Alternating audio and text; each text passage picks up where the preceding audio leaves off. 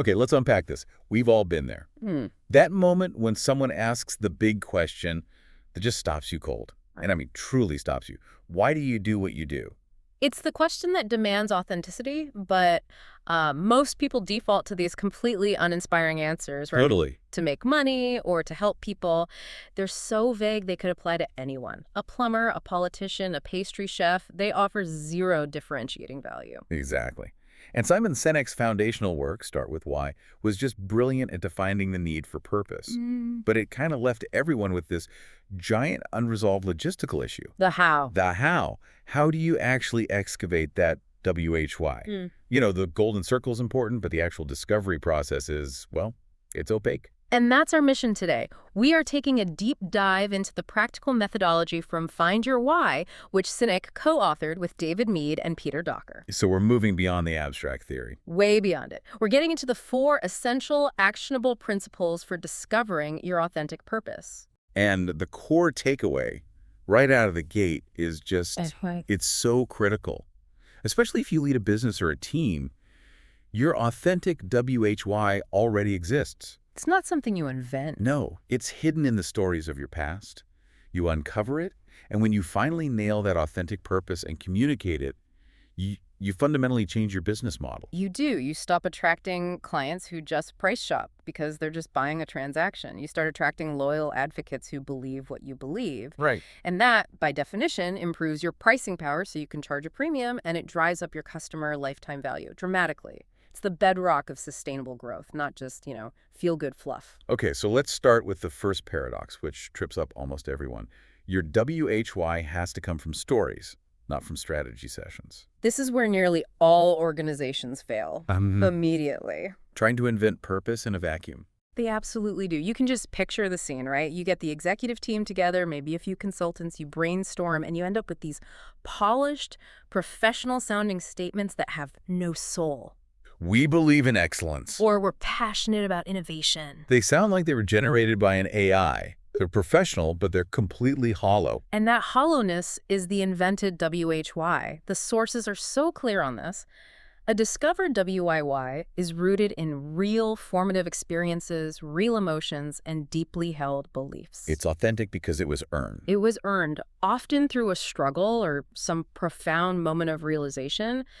Your team and your customers, they can sense that fakeness instantly. That authenticity, that unshakable foundation, that's what lets you differentiate. If you try to invent it, you end up with something generic that any company could just slap on their website. Well, just look at the difference in the sources. An invented WHY might be empowering people through innovative solutions. I mean, who isn't trying to do that? But you contrast that with a discovered WHY, rooted in that very specific, very human story of the restaurant owner. That story just lands with such emotional weight. It wasn't about revenue at all. It was about the owner's father, who runs the restaurant, serving a regular customer free meals for 3 months after the guy lost his job. And the discovery moment wasn't when they were profitable. It was when that customer, back on his feet, came back with his whole family and became this advocate for life. The owner realized the core belief was, we build success by genuinely caring, because when you take care of people, they take care of you. That truth is just visceral. It is. You feel that truth in a way you never feel. We believe in health and wellness. Or that fitness coach example, the discovered WIY isn't, helping people lose weight. It's rooted in that painful memory of being the fat kid in gym class, always picked last. Until one coach showed up and saw his potential. Exactly. So their WHY becomes, I find the last picked, the overlooked, and prove to them that they are capable of achieving far more than they currently believe. That statement is authentic because it's excavated from a wound. It's specific, emotional, unforgettable. So the power isn't in guessing at some inspiring slogan. Not at all. It's in the often difficult process of remembering and excavating the truth that already exists within the company or, within yourself. Which is a perfect segue, because once you accept that the truth is hidden in your stories, you hit the second essential hurdle. Yes, the critical paradox. You cannot excavate your WHY alone. This is where it gets really interesting, because most people assume finding your purpose is a solitary, contemplative journey. Right, that you go off into the woods and find yourself. Yeah, but the source material is emphatic on this. The WHY discovery process requires a partner. I can see why people would push back on that. If these are my most important stories, my most fulfilled moments, shouldn't I be the one who knows them best? That's the challenge. You know the events best, but you're afflicted by what we could call narrative blindness. Narrative blindness. Yeah. To you, those significant moments are just what happened. You live them. So you miss the significance. You miss the recurring themes because you lack the necessary distance. You need a mirror. So the partner acts as that objective mirror. The process is collaborative. You tell specific, detailed stories. Oh, times you felt truly fulfilled, not just proud. And the partner's job is just to listen, take notes, and then reflect back the recurring themes and emotional language they hear. Precisely. It's an extraction process, not a thinking exercise. Think about that consultant we mentioned. If they tried to define their WHY alone, they'd write something like, I help businesses grow efficiently. Accurate, but totally generic. But when they sat down with a partner, they shared two key stories that seemed, on the surface, unrelated to revenue growth. Right. They talked about helping a father and son reconcile in a difficult family business transition, and they even admitted that seeing them hug mattered more than the final revenue figures. And then the other story. Then they shared a story about restructuring a client's workflow just so the client could attend their daughter's first soccer game in 2 years, giving them their life back. And the partner, who isn't blinded by the details of the consulting industry, connects those dots instantly. The pattern isn't business growth. No, it's about giving people their life back, restoring balance and connection. So the WHY becomes something so much more profound. To help business owners reclaim their lives by mastering their systems. You would never have seen that on your own because you were too focused on the mechanics. The partner spots that recurring emotional resonance, that moment of human impact. It's a critical difference. The partner method reveals these genuine, surprising insights that are just hiding in plain sight. Self-discovery would miss them entirely. Absolutely. And okay, so once we've successfully excavated that truth, the next challenge is articulation. It's not enough to feel it. You have to be able to use it. And that leads us directly to the necessity of a rigid framework. The WHY must follow a specific, rigid format, or it just degrades into that same flowery language we started with. This structure is like a firewall against vagueness. It forces clarity and precision. Sinek provides a really precise two-part formula. Two blanks, so that... Blank. Exactly. And the first blank defines your contribution, the specific action you take. The second blank defines the impact, the specific, tangible change that happens because of what you did. So a full example would be to challenge conventional thinking so that people discover better, more effective solutions. That format is the key.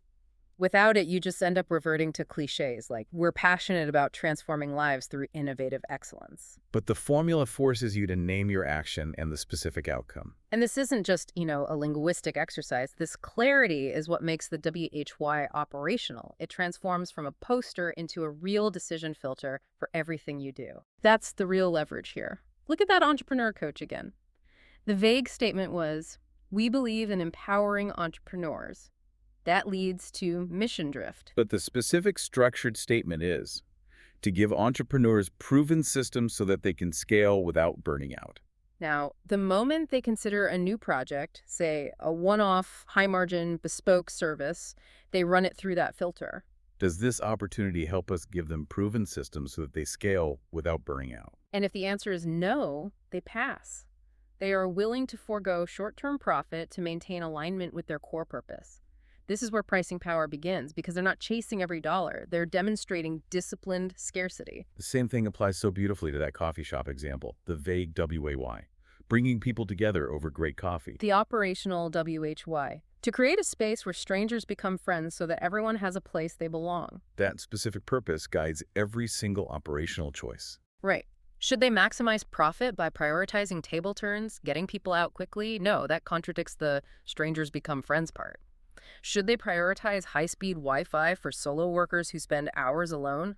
Probably not. Instead, they invest in communal tables, maybe they host community dinners, and they create a space that actively encourages lingering and connection, even if it hurts the short-term bottom line a little bit. The format transforms the WHY from inspirational fluff into a deeply practical operational tool. Which naturally leads us to the final, and I think the most challenging principle. The discovery is done, the articulation is locked. Now what? Principle 4. Living your WHY requires sharing it and practicing it. The discovery is just the starting line. The daily public execution is the entire race. This is the moment of truth and accountability. You have to share your WHY publicly with your team, customers, and partners. And why? Because that public commitment prevents the WHY from being put in a drawer and quietly forgotten. Especially the moment a tough decision comes up. Exactly. A visible, consistent WHY transforms from a conceptual idea into tangible culture. People build unshakable loyalty when they see you sacrifice short-term gain for long-term purpose. This is the crucial connection back to pricing power and customer lifetime value that we mentioned at the start. Let's take the consultant example one last time.